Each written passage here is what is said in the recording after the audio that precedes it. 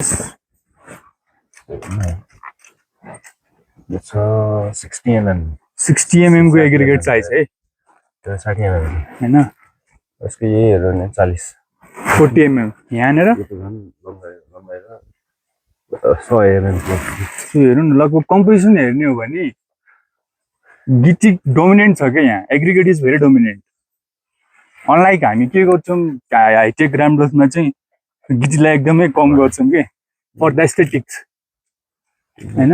timber त हैन नि यो टिम्बर त हैन टिम्बरहरु पनि छ यहाँ काठको चोइटाहरु हैन जे भेट्यो त्यही के त्यतिखेर सबै छ क्या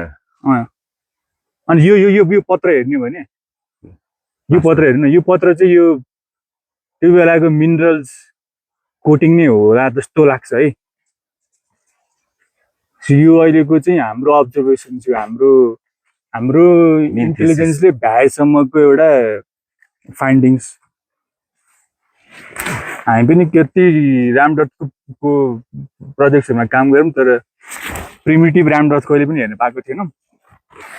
त्यो चाहिँ के हुँदो रहेछ यो त जस्तो यो क्रैक सी लाइनै जस्तो क्या यो बाहिरबाट कोट भएर बस्दो रहेछ पक्क परेर धेरै पानीले भिज्यो भने चाहिँ पखालिदो रहेछ यो चाहिँ वास आउट भएको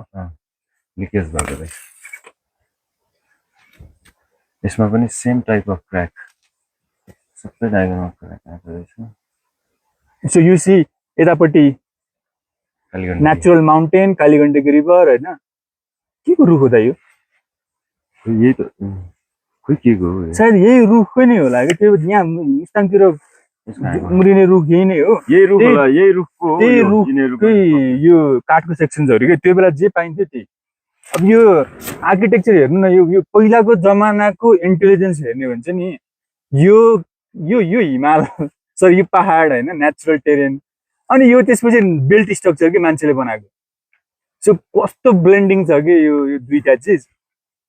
लाइक रियली मार्भलस इन्जिनियरिङ के त्यो बेला क्यामोफ्लेज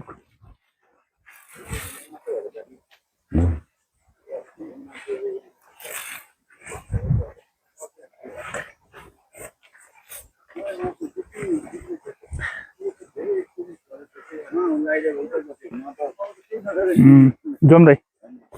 अब